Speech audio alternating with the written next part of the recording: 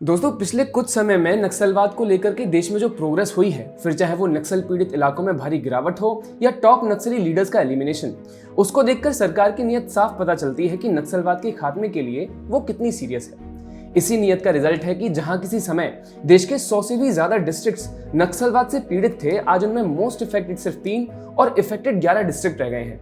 अब ऐसे में वो समय हमें याद आ जाता है जब कांग्रेस के टाइम पे नेगोशिएशंस और टॉक्स का हवाला देकर नक्सलवाद के सामने घुटने टेक दिए जाते थे। किलिंग्स कॉमन थी और नक्सल विचारधारा अपने चरम पर थी।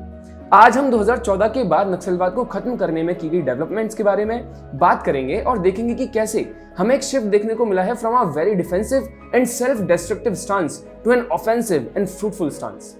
दोस्तों, पहले थोड़ा पीछे मुड़ते हैं और कांग्रेस के उस दौर को याद करते हैं जब नक्सलवाद सिर्फ एक समस्या नहीं बल्कि एक तरह का नेशनल शेम बन चुका था।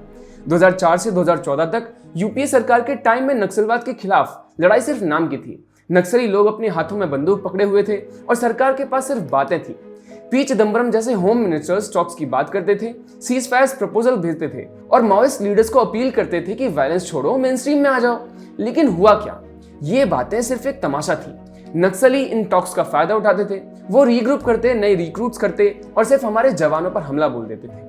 2010 का वो भयानक दंतेवाड़ा एम्बुश जिसमें 76 सीआरपीएफ जवान शहीद हो गए थे और सरकार के पास कोई सॉलिड रिस्पॉन्स नहीं था, वो हम कैसे भूल सकते हैं। पी चिदम्बरम जो उस समय के होम मिनिस्टर थे, उन्होंने नक्सलियों से सिर्फ 72 घंटों के लिए वायलेंस रोकने और टॉक्स की भीख मांगी थी। ये दिखाता है कि कितनी असहाय थी तब की सरकार। उस दौर में हर साल 600 से ज्यादा लोग नक्सलवाद की भेंट चढ़ जाते थे और मारे जाते थे। अकेले 2010 में 1000 से ज्यादा लोगों की मौत हुई थी नक्सलवाद की वजह से।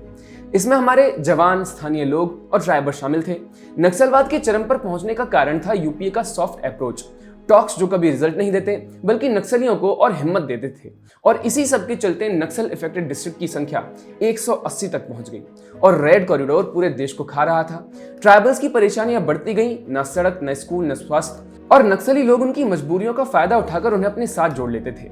ये कांग्रेस का मॉडल था जिसमें डिस्कशंस और स्टेट्समेंट पर जोर देकर सिर्फ लॉन्ग टर्म डिस्ट्रेस को बढ़ाया जाता था और देश की सुरक्षा को कमजोर करता था। लेकिन ये सब कुछ 2014 में मोदी सरकार के आने के बाद बदल गया। पीएम नरेंद्र मोदी ने सत्ता संभाली और एक नई शुरुआत हुई और ये थी नक्सलवाद के खिलाफ full fledged offence. PM Modi का विजन था टेरर फ्री इंडिया और इस विजन पे काम करने की शुरुआत 2014 से ही होम मिनिस्टर राजनाथ सिंह ने कर दी। राजनाथ सिंह जी ने 2014 से 2019 तक होम मिनिस्टर के तौर पर नक्सलवाद के खिलाफ एक मल्टी प्रॉन्ग स्ट्रेटेजी को लीड किया, जिसमें एग्रेसिव ऑपरेशंस हुए, तकनीक को ऑपरेशंस में इंटीग्रेट किया गया और अफेक्टेड एरियाज में इंफ्रास्ट्रक्चर डेवलप किया गया। दोस्तों, ये कोई आधी अधूरी कोशिश नहीं थी बल्कि प्लान्ड वॉर था टेरर के खिलाफ।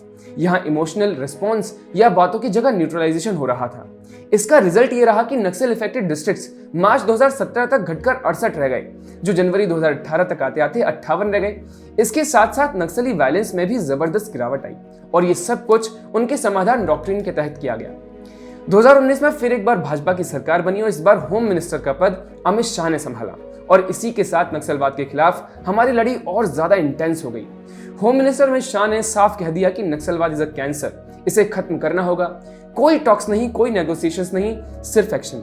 छोड़ दो और सरेंडर करो, मगर सरेंडर नहीं करेंगे तो हमने तय किया है 31 मार्च 2026 के पहले इस देश से नक्सलवाद को हम समाप्त कर देंगे, समाप्त। सबसे पहले काउंटर इंसर्जेंसी ऑपरेशंस को नई जान डाली गई, इंटेलिजेंस को मजबूत किया गया, मल्टी एजेंसी सेंटर के माध्यम से रियल टाइम इंफॉर्मेशन, ड्रोन्स का उपयोग और कोबरा कमांडो जैसे स्पेशल फोर्सेस को डिप्लॉय किया गया। अब ना सिर्फ नक्सली हमले कम हुए बल्कि उनके टॉप लीडर्स को टारगेट किया जा रहा है। बसवा राजू, हिदमा जैसे बड़े नक्सली नेताओं का एलिमिनेशन हो चुका है। छत्तीसगढ़ में तो दिसंबर 2023 से मई 2025 तक 401 नक्सली खत्म किए गए, 1429 गिरफ्तार हुए और 1355 ने सरेंडर कर दिया। ये सिर्फ नंबर्स नहीं है, ये एंटी नक्सल एफर्ट्स की जीत है। दोस्तों, 2014 के बाद सरेंडर पॉलिसी को रिवॉल्यूशनरी बनाया गया।